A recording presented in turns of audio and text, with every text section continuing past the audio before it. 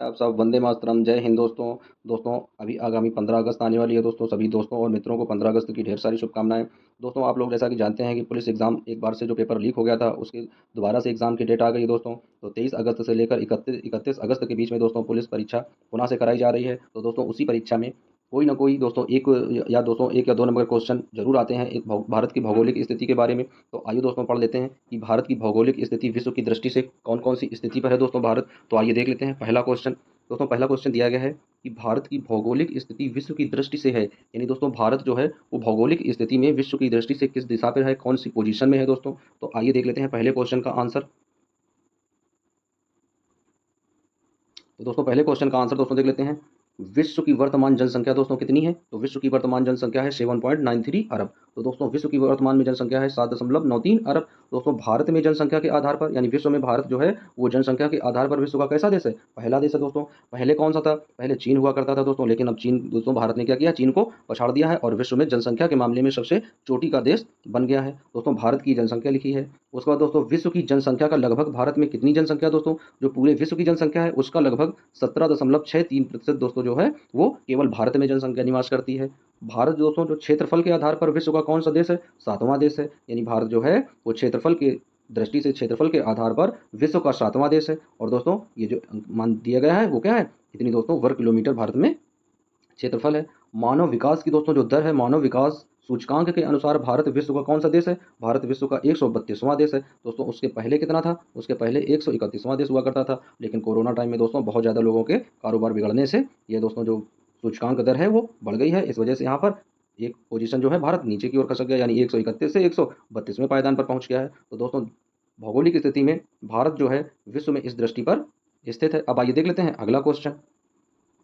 तो दोस्तों अगला क्वेश्चन है, कह रहा भारत की भौगोलिक स्थिति क्या है? दोस्तों भारत की भौगोलिक स्थिति अभी हम लोग देख चुके हैं कि जनसंख्या की दृष्टि के मामले में भारत नंबर 1 पर था और क्षेत्रफल की दृष्टि से दोस्तों विश्व का 7वां नंबर का देश था। और उसी तरीके से दोस्तों देख लेते हैं भारत की भौगोलिक स्थिति क्या है। तो देख लेते हैं दोस्तों इसका आंसर। तो भारत की भौगोलिक स्थिति दोस्तों क्या है? भारत के पूर्व में क्या है? बंगाल की खाड़ी है। भारत के पश्चिम में क्या है दोस्तों? अरब सागर है। भारत के दक्षिण में हिंद महासागर है। दोस्तों भारत की जो लेंथ है दक्षिण उत्तर से दक्षिण की ओर वो है 3214 किलोमीटर। और दोस्तों पूर्व से पश्चिम की ओर है वो कितनी है? 2933 किलोमीटर। तो दोस्तों ये जो क्वांटिटी है ये भारत की भौगोलिक स्थिति को दर्शाती है कि भारत का जो भौगोलिक दोस्तों जो स्टेच्यू है कहाँ पर स्थित है भूगोल में। तो इस तरीके से हम लोग समझ लेते हैं। अब आइए देख लेते हैं अगला क्वेश्चन।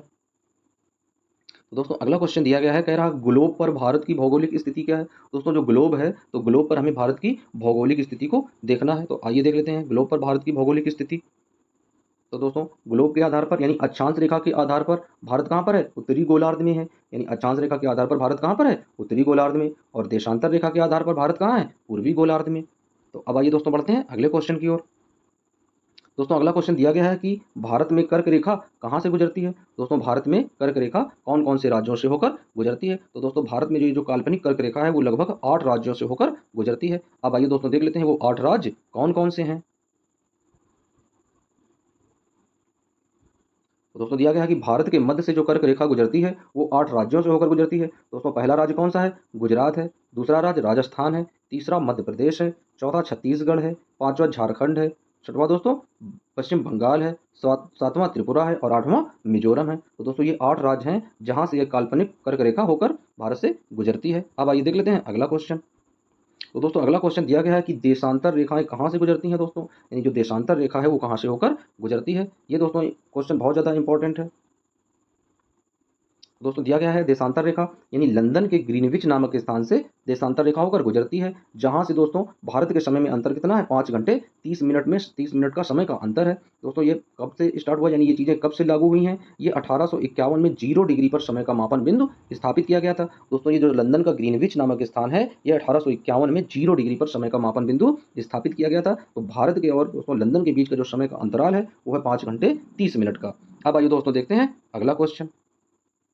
तो दोस्तों अगला क्वेश्चन दिया गया है, कह रहा कि एशिया महाद्वीप के दक्षिणी भाग की देश कौन कौन से हैं? दोस्तों यहाँ पर के होना चाहिए था, दक्षिणी भाग के देश कौन से हैं? एशिया महाद्वीप के दक्षिणी भाग के देश कौन से हैं? तो आइए दोस्तों देख लेते हैं। इन्हीं देशों को दोस्तों क्या बोलते हैं? इन्हीं देशों को बोला जाता है शार्क दक्षेश। तो दोस्तों देश देख लेते हैं और उनकी राजधानी देख लेते हैं। तो दोस्तों कौन सा देश है? मालद्वीप है। इसकी राजधानी माले है। भूटान है दोस्तों, भूटान की राजधानी थिम्पू है। बांग्लादेश है फ्रेंड्स, बांग्ला की राजधानी ढाका है। श्रीलंका दिया गया है, श्रीलंका की राजधानी श्री जयवर्धनेपुर है। पाकिस्तान है दोस्तों, पाकिस्तान की राजधानी इस्लामाबाद है। भारत है दोस्तों, भारत की राजधानी नई दिल्ली है। अफगानिस्तान है दोस्तों, अफगानिस्तान की राजधानी काबुल है। नेपाल है दोस्तों, नेपाल की राजधानी काठमांडू है। तो दोस्तों ये सब कैसे देश हैं? ये सब सार्क देश है दोस्तों। और जब भारत में सार्क शिखर सम्मेलन होता है दोस्तों, आप लोगों ने सुना होगा न्यूज में कि मोदी जी जो है वो सार्क शिखर सम्मेलन में गए। तो दोस्तों सार्क जो देश होते हैं वो एक सम्मेलन करते हैं जिसमें दोस्तों पर्यावरण और ग्लोबलाइजेशन से जुड़ी हुई चीज़ों में दोस्तों निवारण किया जाता है, जो उस समय की प्रेजेंट टाइम की समस्याएं होती हैं। अब आइए दोस्तों देखते हैं अगला क्वेश्चन। तो फ्रेंड्स अगला क्वेश्चन दिया गया है, कह रहा है कि भारत में सबसे छोटा और सबसे बड़ा राज्य क्षेत्रफल की दृष्टि से कौन है? दोस्तों बहुत ही इंपॉर्टेंट क्वेश्चन है। भारत में सबसे बड़ा और सबसे छोटा राज्य क्षेत्रफल की दृष्टि से देख लेते हैं। तो दोस्तों भारत का सबसे बड़ा राज्य क्षेत्रफल की दृष्टि से कौन है? राजस्थान है। और भारत का सबसे छोटा राज्य क्षेत्रफल की दृष्टि से कौन है? गोवा है। दोस्तों बहुत ही ईजी है, यानी बड़ा राज्य जो है क्षेत्रफल की दृष्टि से वो राजस्थान है, और जो छोटा राज्य वो कौन है? गोवा है। अब देख लेते हैं अगला क्वेश्चन। दोस्तों अगला क्वेश्चन दिया गया, कह रहा भारत का सबसे बड़ी तटरेखा वाला राज्य कौन सा है? दोस्तों ऐसा कौन सा राज्य है जिसकी तटरेखा सबसे ज़्यादा बड़ी है? तो आइए दोस्तों देख लेते हैं तटरेखा वाला राज्य कौन सा है सबसे बड़ा। तो दोस्तों सबसे ज़्यादा बड़ी तटरेखा वाला राज्य है गुजरात। कौन सा दोस्तों? गुजरात सबसे बड़ी तटरेखा वाला राज्य है। और सबसे छोटी तटरेखा वाला राज्य कौन सा है? गोवा है दोस्तों।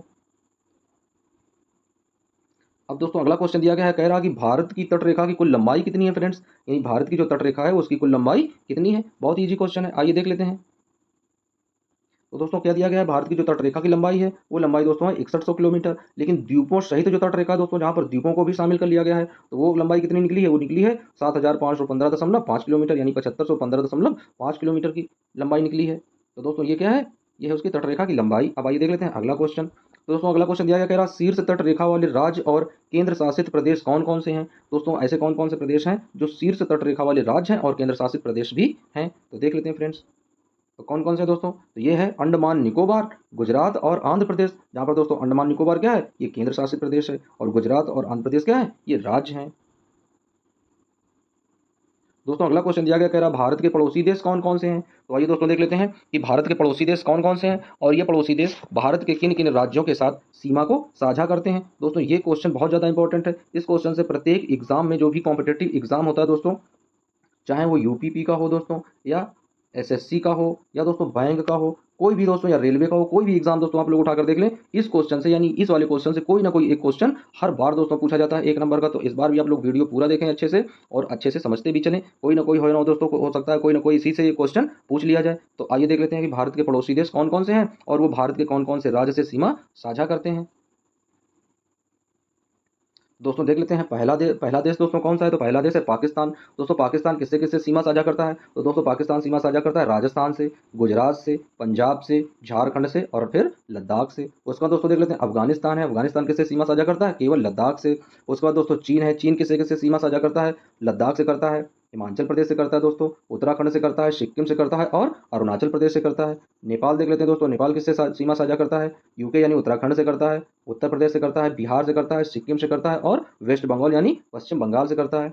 फिर भूटान देख लेते हैं दोस्तों, जो पड़ोसी देश हैं और भारत के किन किन राज्यों से सीमा साझा करते हैं। दोस्तों भूटान जो है वो सिक्किम से सीमा साझा करता है, वेस्ट बंगाल यानी पश्चिम बंगाल से सीमा साझा करता है, असम से करता है, और अरुणाचल प्रदेश से करता है। बांग्लादेश को दोस्तों देख लेते हैं, बांग्लादेश किससे सीमा साझा करता है? वेस्ट बंगाल से करता है यानी पश्चिम बंगाल से, असम से करता है, मेघालय से करता है, त्रिपुरा से करता है, और फिर मिजोरम से अपनी सीमा को साझा करता है। म्यांमार देख लेते हैं दोस्तों, म्यांमार किससे सीमा साझा करता है? अरुणाचल प्रदेश से, नागालैंड से, मणिपुर से, और मिजोरम से। तो दोस्तों ये हमने देख लिया कि भारत के पड़ोसी देश कौन कौन से हैं, और वो भारत के किन किन राज्यों के साथ सीमा को साझा करते हैं। दोस्तों बहुत ही इंपॉर्टेंट क्वेश्चन है। कई बार इस क्वेश्चन से कोई ना कोई एक क्वेश्चन जरूर बनता है दोस्तों प्रत्येक कॉम्पिटेटिव एग्जाम में। अब दोस्तों देख लेते हैं अगला क्वेश्चन क्या है। दोस्तों अगला क्वेश्चन है, भारत की सबसे लंबी और सबसे छोटी अंतर्राष्ट्रीय सीमा कौन सी है? तो आइए दोस्तों देख लेते हैं भारत की सबसे लंबी और सबसे छोटी अंतर्राष्ट्रीय सीमा। तो दोस्तों देख लेते हैं कि जो भारत की सबसे बड़ी अंतर्राष्ट्रीय सीमा है वो किससे है दोस्तों? कौन से देश से है? वो बांग्लादेश से है। और जो सबसे छोटी अंतर्राष्ट्रीय सीमा है वो किससे है? अफगान यानी अफगानिस्तान से है। अगला क्वेश्चन दोस्तों देख लेते हैं, क्या दिया गया, कह रहा कि भारत की भौगोलिक लंबाई क्या है? तो दोस्तों देख लेते हैं कि भारत की जो दोस्तों भौगोलिक लंबाई है वो भौगोलिक लंबाई क्या दी गई है। तो दोस्तों दिया गया है कि भारत की जो स्थलीय सीमा है, क्या है दोस्तों? भारत की जो स्थलीय सीमा है वो है 15,200 किलोमीटर। दोस्तों कितनी है? 15,200 किलोमीटर की स्थलीय सीमा है। और जो जलीय सीमा को मिला दिया जाता है केवल दोस्तों, यानी स्थलीय सीमा हटा दिया जाता है, केवल जलीय सीमा की बात करते हैं, तो कितना हो जाता है? 6100 किलोमीटर। जलीय सीमा कितनी है? 6100 किलोमीटर। और स्थलीय सीमा कितनी है? 15,200 किलोमीटर की। अब दोस्तों अगला क्वेश्चन देख लेते हैं। दोस्तों अगला क्वेश्चन है, कह रहा है कि भारत में कुल कितने राज्य हैं। बहुत ही इंपॉर्टेंट क्वेश्चन है दोस्तों, भारत में कुल कितने राज्य हैं, सभी लोग जानते भी होंगे। तो आइए देख लेते हैं इसमें नया क्या है दोस्तों इस क्वेश्चन में। तो दोस्तों नया ये है कि भारत में 28 राज्य हैं, हम लोग जानते हैं। 8 केंद्र शासित प्रदेश हैं, और दोस्तों इसके अलावा क्या है, 9 राज्य ऐसे हैं जो समुद्री सीमा को साझा करते हैं दोस्तों। यानी भारत के 28 राज्यों में से 9 राज्य ऐसे हैं जो दोस्तों समुद्री सीमा के यानी समुद्री तट के बिल्कुल किनारे हैं। 16 राज्य दोस्तों ऐसे हैं जो तटवर्ती सीमा से जुड़े हुए हैं। कैसे हैं दोस्तों, तटवर्ती सीमा से जुड़े हुए हैं। और दोस्तों 3 राज्य ऐसे हैं जो किसी से भी कोई अपनी सीमा को साझा नहीं करते हैं, बिल्कुल एकदम मध्य के हैं दोस्तों, मिडिल के हैं। जिसमें से कौन सा है, एक मध्य प्रदेश है दोस्तों, दूसरा तेलंगाना है दोस्तों, और तीसरा राज्य कौन सा है। तो दोस्तों तीसरे राज्य को आप लोगों को खुद दोस्तों बताना है। ये दोस्तों आप लोगों के लिए चैलेंज क्वेश्चन है कि तीसरा ऐसा कौन सा राज्य है जो किसी से कोई तटवर्ती सीमा साझा नहीं करता है। आप लोग कमेंट करके बता सकते हैं वो तीसरा राज्य कौन सा है। अब आइए दोस्तों देखते हैं अगला क्वेश्चन। तो दोस्तों अगला क्वेश्चन दिया गया, कह रहा भारत की सीमा रेखाएं क्या क्या कहलाती हैं। दोस्तों भारत की सीमा रेखाएं जो हैं उन्हें क्या क्या कहते हैं। बहुत ही इजी क्वेश्चन है फ्रेंड्स। तो आइए देख लेते हैं भारत की जो सीमा रेखाएं हैं वो क्या क्या कहलाती हैं। तो दोस्तों जो भारत की सीमा रेखा है यानी भारत पाकिस्तान की जो सीमा रेखा है उसे बोलते हैं दोस्तों रेड क्लिफ रेखा। भारत और अफगानिस्तान की जो रेखा है उसे बोलते हैं दोस्तों डूरंड रेखा।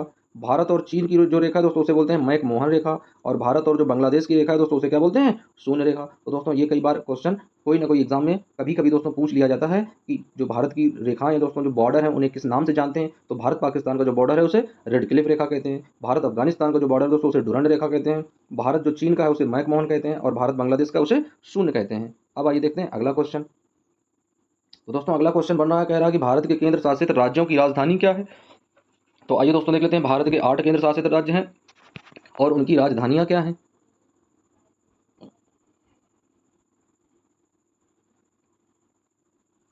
तो आइए दोस्तों देख लेते हैं केंद्र शासित राज्य और उनकी राजधानी। तो दोस्तों क्या दिया गया है, लद्दाख दिया गया है दोस्तों। क्या दिया गया है, लद्दाख दिया गया है। लद्दाख दिया गया दोस्तों, लद्दाख की राजधानी क्या है, लेह है। जम्मू कश्मीर दिया गया दोस्तों, जम्मू कश्मीर की राजधानी क्या है, श्रीनगर है। चंडीगढ़ दोस्तों दिया गया, चंडीगढ़ की राजधानी चंडीगढ़ है। दिल्ली दिया गया दोस्तों, दिल्ली की राजधानी नई दिल्ली है। उसके बाद दोस्तों दिया गया है दादर नागर हवेली एवं दमन द्वीप। तो दोस्तों दादर नागर हवेली एवं दमन द्वीप की जो राजधानी है वो है दमन या सिलवासा कहते हैं। पुडुचेरी है दोस्तों, पुडुचेरी की क्या है, पांडिचेरी है। लक्षद्वीप है दोस्तों, लक्षद्वीप की क्या है, कपस्ती है। उसके बाद दोस्तों अंडमान निकोबार द्वीप समूह है दोस्तों, तो अंडमान निकोबार द्वीप समूह की क्या है, पोर्ट ब्लेयर है राजधानी। तो दोस्तों ये थे भारत के केंद्र शासित राज्य जिनकी राजधानियां। अब आइए देख लेते हैं अगला क्वेश्चन। तो दोस्तों अगला क्वेश्चन देख लेते हैं, भारत का सबसे बड़ा और सबसे छोटा जिला कौन सा है। दोस्तों बहुत ही एक नंबर का क्वेश्चन है दोस्तों, एग्जाम में आए ना आए लेकिन दोस्तों ये चीजें हमें पता होनी चाहिए कि भारत का सबसे बड़ा जिला कौन सा है और भारत का सबसे छोटा जिला कौन सा है दोस्तों। क्योंकि हम लोग जानते हैं कि भारत का क्षेत्रफल की दृष्टि से सबसे बड़ा राज्य कौन सा है, राजस्थान है। और क्षेत्रफल की दृष्टि से सबसे छोटा राज्य कौन है दोस्तों, गोवा है। तो उसी तरीके से भारत का सबसे बड़ा जिला और सबसे छोटा जिला कौन सा है, आइए देख लेते हैं।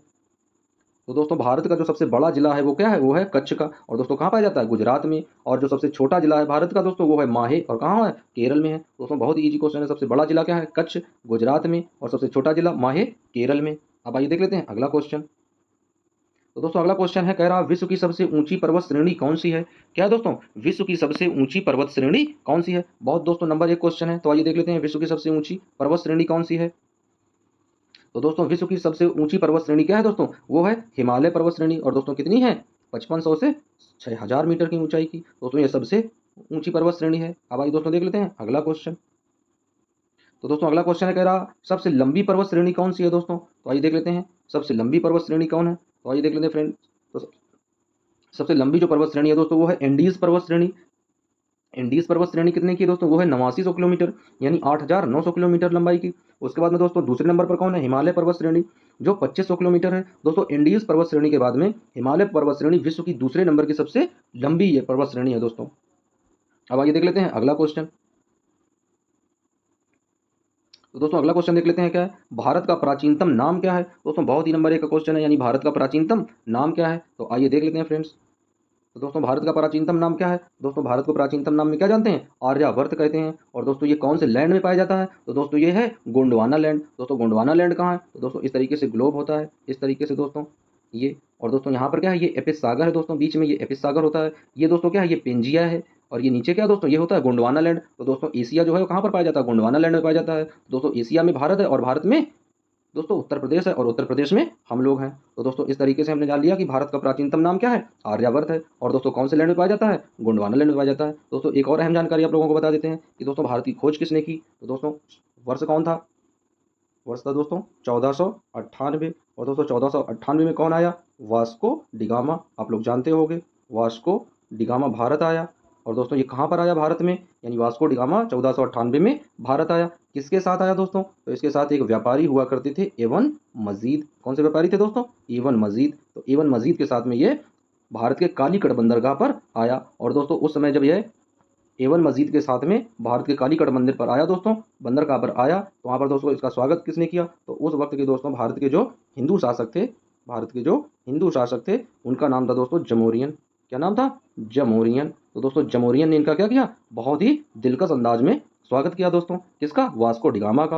और दोस्तों कुछ समय तक वास्को डिगामा भारत में रहे और उसके बाद में यहाँ से वो मसाला लेकर पुर्तगाल चले गए, क्योंकि वास्को डिगामा कहाँ के थे, पुर्तगाली थे दोस्तों। तो जब ये पुर्तगाल गए तो दोस्तों वहाँ पर उन्होंने क्या किया, भारत से जो मसाले थे वहाँ पर उन्होंने 50 गुना अधिक दामों में बेच दिए। तो दोस्तों इस तरीके से जब यहाँ से पुर्तगाल लेकर गए दोस्तों वास्को डी गामा और वहाँ पर अधिक मुनाफे में चीज़ों को बेचा, और इसी से मुनाफे की वजह से दोस्तों क्या हुआ कि पुर्तगालियों ने भारत से व्यापारिक संबंध स्थापित किए और दोस्तों आपस में सभी लोग बहुत अच्छे से व्यापार करने लगे। तो दोस्तों इस तरीके से भारत की खोज हुई। तो दोस्तों कब खोज हुई थी, 1498 में। किसने की थी, वास्को डी गामा में।